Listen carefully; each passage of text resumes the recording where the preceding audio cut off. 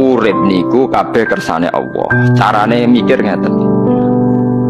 Tiang-tiang sing jaduk-jaduk dhisik yo mati, nabi nggih kapundhut, tiang-tiang soleh nggih kapundhut, tiang-tiang dolim nggih kapundhut. Kalau betul mereka ingin menjaga kehidupan, berarti kalau betul mereka kuasa kan tidak kapundhut, hidup selamanya. Nyatane do mati, berarti urip mati namung kersane Allah. Terus misalnya sampean berpikir, lalu somben nak wis dadi lemah carane tangi piye? Lah ini yang penting kula aturaken teng ngaji mriki. Kula sederenge ngaji nu sering akhir-akhirnya sering salat maca ayat liyahlika man halaka am bayyinati wa yahya man hayya napa am bayyina.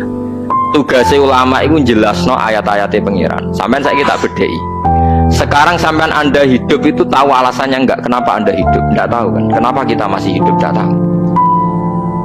Orang pintar itu apa? Apa karena dia seorang alim alama, atau seorang profesor, atau seorang dokter, seorang direktur apa? Jadi orang pintar itu ya orang yang bisa menyelamatkan aset terpenting. Misalnya orang mukmin ya imannya, kalau orang hidup ya nyawanya.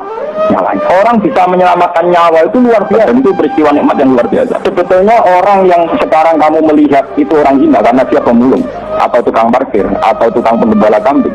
Itu sebetulnya orang-orang yang luar biasa.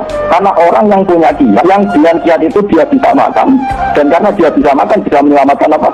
Tapi kita cenderung yang mengatakan hebat itu mereka yang berhasil, dokter yang berhasil operasi hebat, yang berhasil Abdul ATT miliaran demi keselamatan kita katakan. Kalau itu kita katakan hebat karena sukses menyelamatkan nyawa, orang-orang miskin yang mencari nafkah dan karena makan nyawanya terselamatkan, itu harusnya juga orang-orang hebat. Tapi di rumah marah dulu kata proses hebat, itu kemudian tersinggung. Jadi kere gak hebat dari pengiran. Mulanya aku nak kere gak wali itu tersinggung. Waktu sholat tinggal 8 menit. Ada konsumen yang minta diantarkan saat itu dan acaranya ke mall happy-happy. Maka fatwa kita sebagai ahli fikih, ya tantang saja, saya mau sholat dulu. Kalau nggak sabar ya silakan cari yang lain. Kalau acaranya ke mall. Tapi kalau acaranya kelahiran atau transfusi darah atau mau nganterin darah ke pasien yang sudah koma, maka kita langsung, karena ibadah sosial itu didahulukan mengalahkan ibadah yang haknya Allah, karena Allah itu zat yang tidak butuh ibadah kalian. Tapi kalau pasien ini kalau nggak nang kesampaian darahnya mati misalnya, jadi gamane Allah luwih apian lah gitu. Makanya masyhur kalau dalam fikih hak Allah sama hak adami ini dimenangkan hak adami, tapi bukan karena Allah kita kalahkan. Allah tidak butuh itu semua gitu. Jadi dikalahkan tapi bukan karena kalah, justru karena tidak butuh. Ya ibarat gini lah, Allah itu saking baiknya Allah kan pasti di atas orang tua kita. Itu pasti jauh lagi, baiknya Allah pasti di atas orang tua kita. Orang tua kita saja baik, apalagi Allah.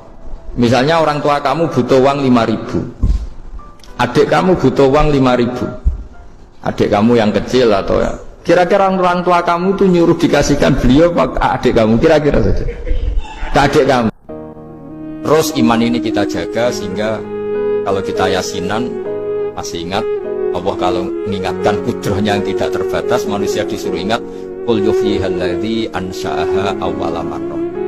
Kamu harus ingat bahwa Allah itu yang menghidupkan kamu, menghidupkan semuanya ketika kamu belum menjadi seperti ini.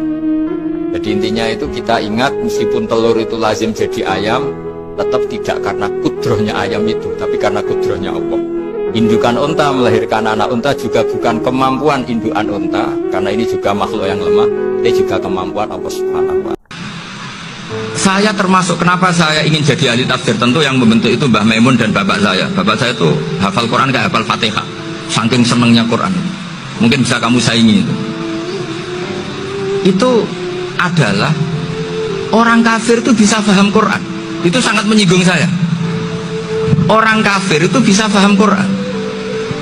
Ketika Umar Islam itu karena mendengar apa coba? Mendengar apa? Quran. Dan itu masih kafir apa sudah Islam? Masih kafir karena kalimat-kalimat yang di Quran itu begitu jelas, wal kitabil mubin, sehingga didengarkan orang kafir pun tuh ngefek. Makanya ketika Umar datang ke saudari putrinya, kemudian dengar Toha ma anzalna alaikal Qur'an apa? Litasko, itu dia terus iman. Begitu juga Mut'im. Itu ketika dengar Nabi baca surat At-Tur ya langsung iman. Saya dulu ngaji sama Mbah Mun Al-Husunul Hamidiyah, itu kitabnya itu banyak gambarnya. Dan gak gambar yang ngawur betul, mangga ahli gambar. Saya Apple, sempurna lele. Semua gambar bangunan, gambar sapi, pokoknya gambar. Ternyata dia menemukan Tuhan itu dari gambar. Gambar serapi ini atau seruwet ini sama. Gambar rapi sama ruwet itu sama kalau dalam pandangan tauhid. Dimulai minan nuqtah al-wahidah. Kowe cek gambar sing rapi, sing indah, cek gambarmu elek, dimulai dari satu titik. Dan titik ini nuqtatil wujud, yaitu Allah Subhanahu wa ta'ala. Jadi nak cara ahli tauhid gak penting gambarnya api, menang lomba atau ora penting. Butuhe hadis surah ini gambar baik yang rapi maupun ndak adalah min nuqtah dari satu titik. Ya. Alam raya sebanyak ini mbok gambar mbok ora, cek mulai Mars sampai Jupiter kabeh semua bentuknya yang banyak ini semuanya min nuqtatil wujud, yaitu dari titik.